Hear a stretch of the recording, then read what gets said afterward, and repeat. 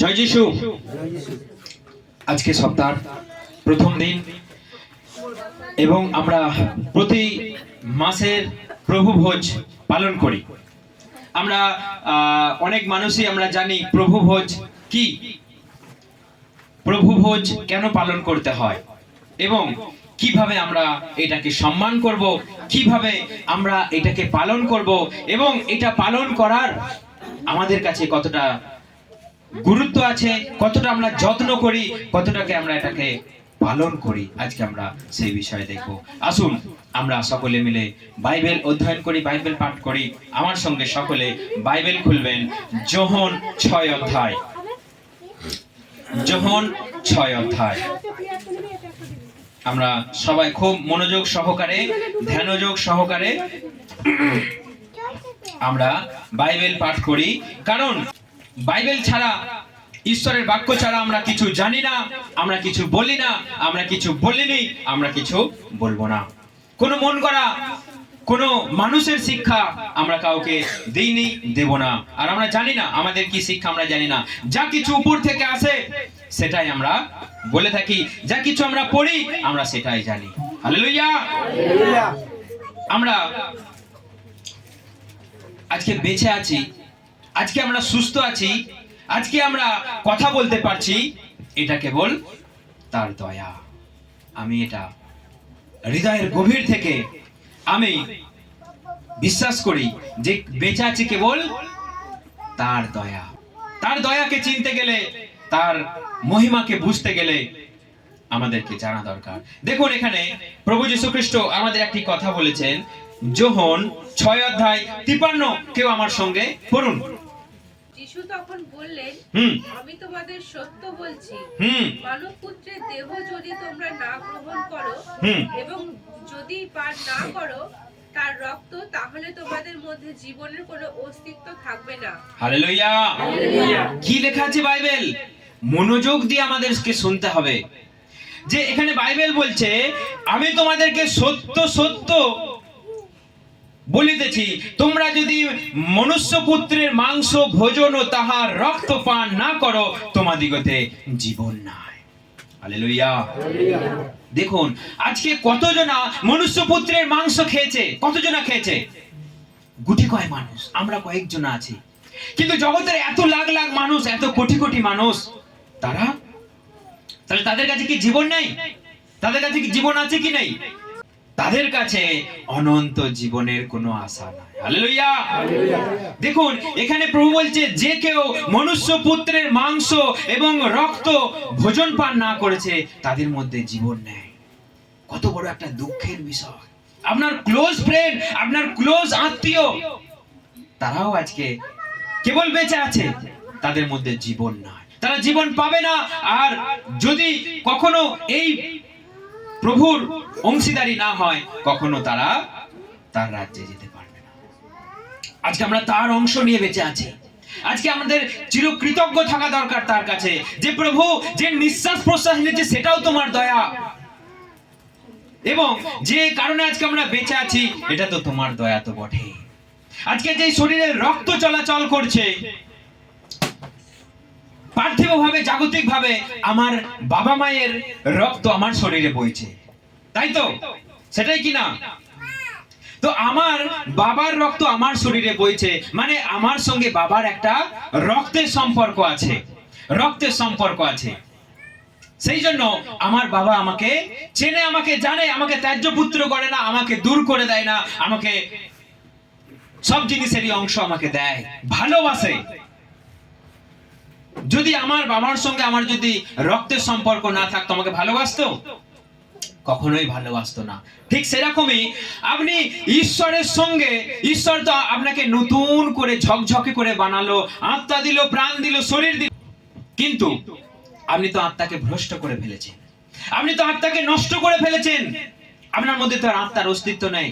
সেই এদন বাগান থেকে আপনার কাছে আর আত্মার অস্তিত্ব নাই। আপনি কেবল প্রাণে বেঁচে আছেন, শরীর নিয়ে বেঁচে আছেন, আপনার কাছে আত্মা নাই। ঈশ্বর যেটা মুখে ফু দিয়ে আপনাকে সুন্দর করে বাঁচালো, সেই আত্মা আপনার কাছে আর নাই, সেটা ডাউন হয়ে গেছে। তো কার সঙ্গে আপনি সম্পর্ক করবেন? এখন কিসের মাধ্যমে আপনি ঈশ্বরের কাছে সম্পর্ক স্থাপন করবেন? সেই জন্য বলছে, যদি কেউ আমার রক্ত, আমার মাংস কেউ খায়, তার সঙ্গে আমার পিতা পুত্রের সম্পর্ক হয়। হালেলুয়া! আরে জোরে হাততালি দিন সবাই, একটা জোরে হাততালি দিন। আজকে আপনি আর একা নয়, আজকে আপনি আর একা নয়, কারণ তিনি আপনার সঙ্গে সঙ্গে আছে, তিনি আপনার সঙ্গে সঙ্গে আছে। দেখুন এখানে বাইবেল বলছে 49 অধ্যায়েরই 49-48 থেকে পড়ো। আমি জীবনদায়ী খাদ্য, তোমাদের পূর্বপুরুষেরা মরু প্রান্তরে মান্না ভোজন করেছিল, হ্যাঁ, তারা আজ মৃত। আমি বলছি স্বর্গ থেকে অবতীর্ণ সেই খাদ্যের কথা, যা ভোজন করলে কারো মৃত্যু হবে না। হালেলুয়া! আমি স্বর্গ থেকে অবতীর্ণ জীবন খাদ্য, যে আমাকে খায় তার কখনো মৃত্যু হবে না, সে কখনো মরবে না। তোমরা তো এই জগতিক খাদ্যের পিছনে ছুটে বেড়াও। মান্না দিয়েছিল বলে কেউ ঝুড়ি ঝুড়ি জোগাড় করে রাখলো, বললো তোমরা শনিবারে রবিবারের জন্য তোমরা নেবে না, তোমরা রবিবারের জন্য জড়ো করবে না, সাব্বাত দিনের জন্য নেবে না। সবাই ঝুড়ি ঝুড়ি বস্তা বস্তা, কি হবে বাবা, কালকে খেতে পাবো না, কালকে উপোসের দিন, আজকে বাবা ঝুড়ি ঝুড়ি জড়ো করে রাখি। সেই খাদ্যর মধ্যে জীবন নেয়, সেই খাদ্য খানিকক্ষণ বেঁচে থাকতে সাহায্য করে, সেই খাদ্য আপনাকে স্বর্গে যেতে সাহায্য করে না। আজকে এই জাগতিক খাদ্য, এত ভালো ভালো দামি দামি খাদ্য আজকে আমরা খাচ্ছি, আজকে আমাদের জীব এত খাবার জন্য ছুটে বেড়ায়। খাবার দেখলেই আমাদের অনেক কিছু হয়, আমরা জানি, আগেও বলেছি, কিন্তু সেই খাদ্য কেবল কিছুক্ষণ বেঁচে থাকতে সাহায্য করে, কিছু জীবের টেস্ট এনে দেয়। প্রভু যীশু খ্রিস্টকে অনেক মানুষ ফলো করেছিল, কারণটা কি? পেট ভরে রুটি খেয়েছিল, পেট ভরে মাছ খেয়েছিল। প্রভু ডাইরেক্ট বললেন, তোমরা কি সেই খাদ্য পেট ভরে খেয়েছিলে বলে আমাকে ফলো করছো? না, তোমরা আমাকে ভালোবাসো, না তোমরা আমার আদেশকে, শিক্ষাকে তোমরা ভালোবাসো। হালেলুয়া! সেই জন্য এই জাগতিক খাদ্যকে যারা আমরা তার পেছনে দৌড়ে বেড়াই, ছুটে বেড়াই, সেই খাদ্য আমাদের বেঁচে থাকতে, কেবল সাময়িক এই পৃথিবীতে বেঁচে থাকতে আমাদেরকে সাহায্য করে, কিন্তু জীবন দিতে কে আমাদেরকে সাহায্য করে? প্রভু যীশু খ্রিস্ট। তিনি বলেন, আমি জীবন খাদ্য, স্বর্গ থেকে নেমে এসেছি, আমাকে তোমরা খাও, তোমরা জীবন পাবে। তখন সবাই বলল, এ কেমন কথা, এ তো কঠিন কথা, কি করে একটা জীবিত মানুষের মাংস আমরা খেতে পারি? কোন মানুষের মাংস কেউ খাই আমরা? না খেয়েছি কখনো? কোন মানুষের মাংস আমরা খাইনি, খাবো না, খেতে পারবো না। মানুষে ভুল বুঝে নিল প্রভু যীশু খ্রিস্টকে, নিজেদের মধ্যে একটা লড়াই লাগিয়ে দিল। এ কেমন করে যে তার মাংস খেতে পারি, তার রক্ত খেতে পারি? প্রভু তার এই মাংস খাবার জন্য, তার এই রক্ত খাবার জন্য তিনি বলেননি, তিনি বলেছেন, তোমরা আমাকে বিশ্বাস করো, তোমরা আমার আদেশ পালন করো, তোমরা যুগ যুগ ধরে বেঁচে থাকবে। হালেলুয়া! সেই জন্য তিনি নেমে এলেন আমাদের সঙ্গে আর একটা সম্পর্ক গড়বার জন্য। সেই জন্য তিনি নেমে এলেন বাধ্যতামূলক। আপনি যদি তার অংশীদারি না হন, আপনি যদি তার রক্তের, তার শরীরের অংশীদারি না হন, আপনি কেমন করে সেখানে অধিকার পাবেন? কেমন করে? তিনি বলছেন, আমি যাচ্ছি তোমাদের জন্য জায়গা তৈরি করতে। তাহলে সেই জায়গায় আপনি অধিকার কি করে লাভ করবেন? সেই জন্য আপনাকে শরীরের, তার রক্ত, তার শরীর আমাদেরকে ভোজন পান করাটা বাধ্যতামূলক, তা না হলে আপনি জীবন পাবেন না। প্রভু এই কথা বলেছে। আজকে অনেক পাস্টর কি বলছে জানেন? অনেক মানুষ কি বলছে জানেন? বাপ্তিস্ম নেওয়ার দরকার নাই, প্রভু ভোজ নেওয়ার দরকার নেই। বাপ্তিস্ম নিলে, প্রভু ভোজ নিলে আপনি পালন করতে পারবেন না। কি পালন? প্রভু আপনাদের কি পালন দিয়েছে? প্রভু বলেছে আজকে শনিবার, আজকে নিরামিষ খেতে হয়, আজকে বৃহস্পতিবার নিরামিষ খেতে হয়। প্রভু আপনাদের কোনো নিয়ম দিয়েছে খাবার? প্রভু আপনাদের কোথাও যেতে বারণ করেছে? প্রভু কোথাও এখানে লেখা রয়েছে যে তুমি আজকে এই পালনই করো, কালকে সেই পালনই করো, আজকে উপোস করো, আজকে 21 দিন উপোস করো, কালকে 3 দিন উপোস করো? কোথাও আপনাদেরকে বাধ্যতামূলক করেছে কিছু? আপনি মন চাইলে সেটা করতে পারেন। কিন্তু দেখুন, আপনার কাছে যেটা জীবনের গল্প, আপনার সঙ্গে যেটা রক্তের ঈশ্বরের সম্পর্ক, সেইটা থেকে আপনাকে বঞ্চিত করছে।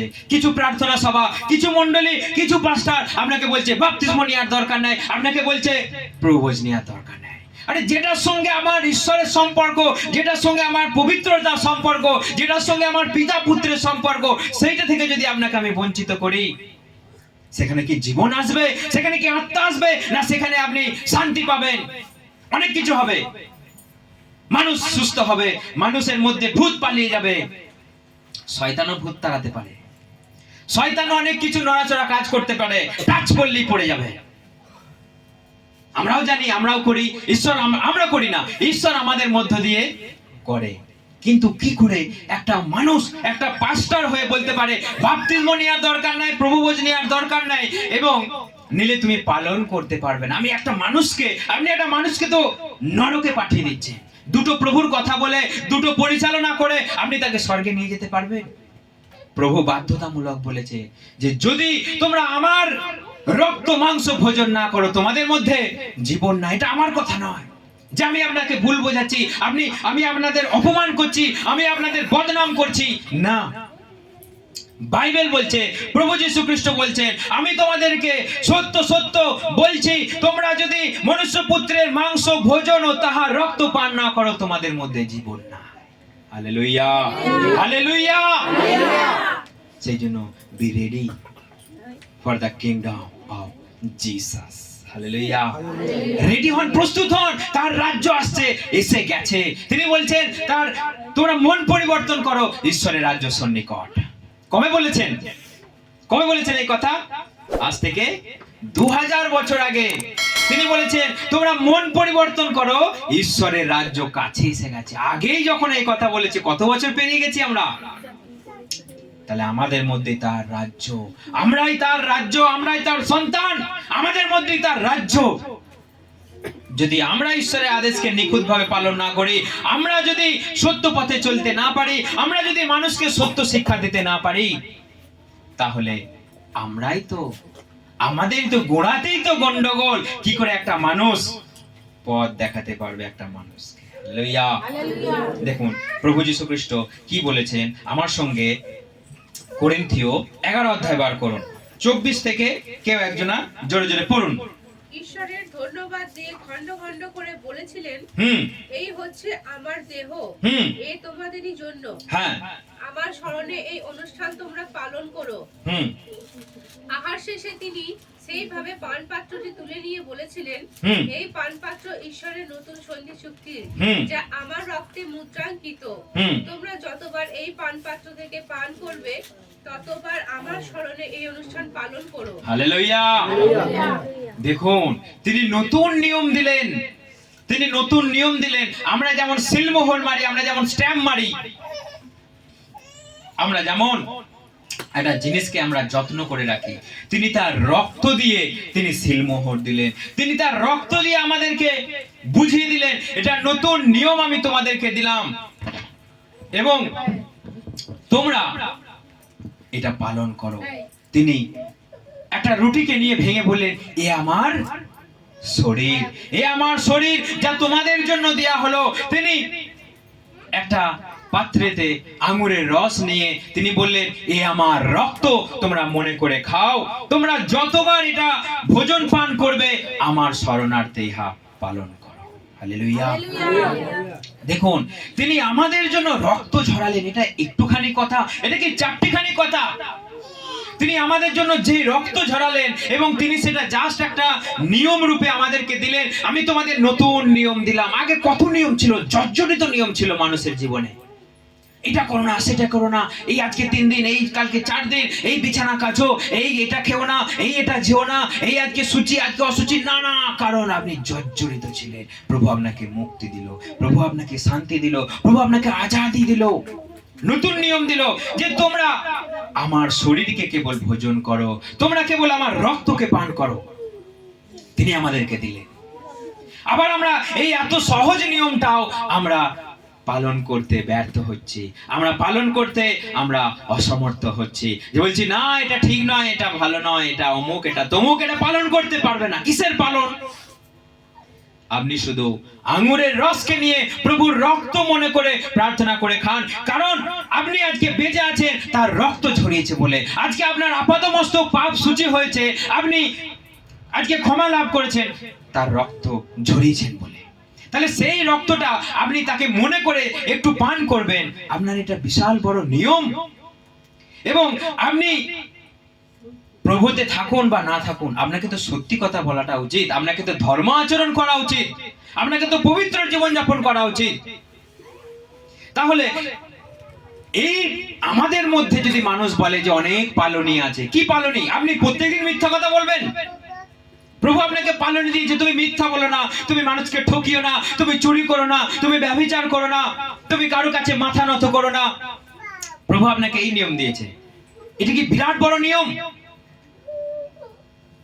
সেই জন্য আমাদেরকে কোনো নিয়ম তিনি দেননি, তিনি শুধু বলেছে আমার শরণার্থে এটা ভোজন করো, আমার শরণার্থে এটা তোমরা পান করো। হালেলুয়া।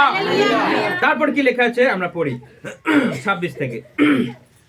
সুতরাং প্রভুর না আসা পর্যন্ত তোমরা যতবার এই রুটি গ্রহণ করবে এবং পান পাত্র থেকে পান করবে, ততবার তোমরা প্রভুর মৃত্যুর বার্তা ঘোষণা করবে যতদিন তিনি না আসেন।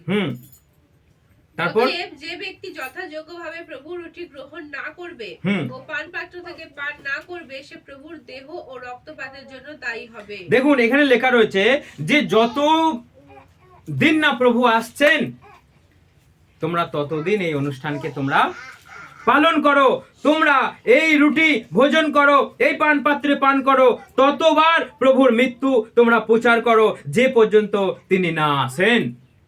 আমাদের কর্তব্য যে তিনি আমাদের জন্য রক্ত ঝরালেন, তিনি আমাদের জন্য চাবুকের আঘাতে নিজের শরীরটাকে ক্ষত বিক্ষত করলেন। আপনি জানেন এই কষ্ট কি? আপনি জানেন তার যন্ত্রণা কি? আপনাকে যদি দুটো মানুষ যদি আপনাকে দুটো হাত ধরে টানে, আপনার শ্বাস বন্ধ হয়ে যাবে, আপনার শ্বাসরোধ হয়ে যাবে, কষ্ট হবে আপনার। কারণ আপনি আপনার দুটো হাতকে যখন আপনি এইভাবে টান করছেন, আপনার লাংসে কি হচ্ছে? প্রেসার পড়ছে। প্রভু যীশু খ্রিস্টকে একটা হাত এই দিকে দিয়েছিল আর একটা হাত টেনে এই দিকে দিয়েছিল। কতটা কষ্ট এটা, কতটা যন্ত্রণা এটা। আমরা তার দেহের মর্ম বুঝি না, আমরা তার দেহের মর্ম বুঝি না। আমরা কেউ তো পালন করতে বলেই না। যারা আমরা পালন করছি, আমরা অনেকে এর মর্ম আমরা উপলব্ধি করতে পারি না। তিনি মনুষ্য পুত্র, যিনি আপনাকে হাতে করে সুন্দর করে বানালো,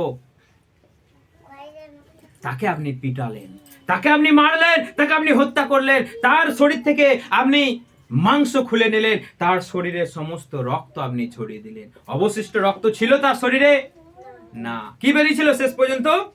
জল বেরিয়েছিল। কার জন্য এটা? আমাদের জন্য, সমগ্র মানব জাতির জন্য।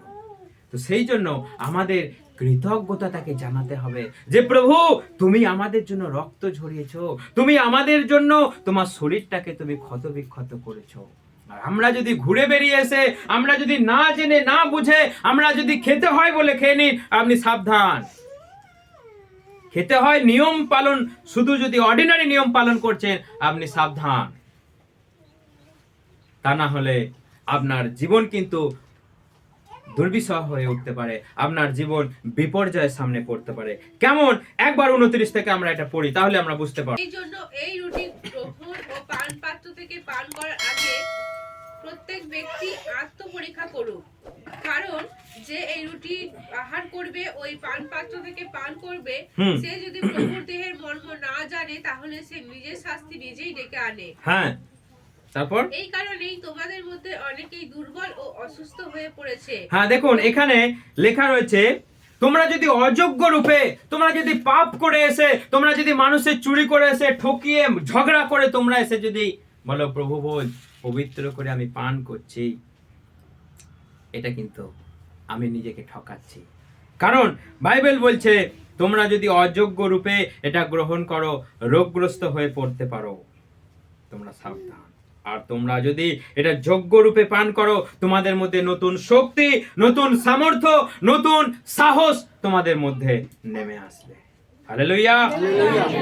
তো সেই জন্য আমাদেরকে চেষ্টা করতে হবে, প্রভু যেন আমরা সত্যভাবে, যেন আমরা পবিত্রভাবে, যেন আমরা তোমার এই দুঃখ, তোমার এই কষ্ট, তোমার এই ক্রুশের উপরে আর্তনাদ, তোমার এই চিৎকারকে যেন আমরা উপলব্ধি করতে পারি, দিয়ে আমরা যেন পান করতে পারি।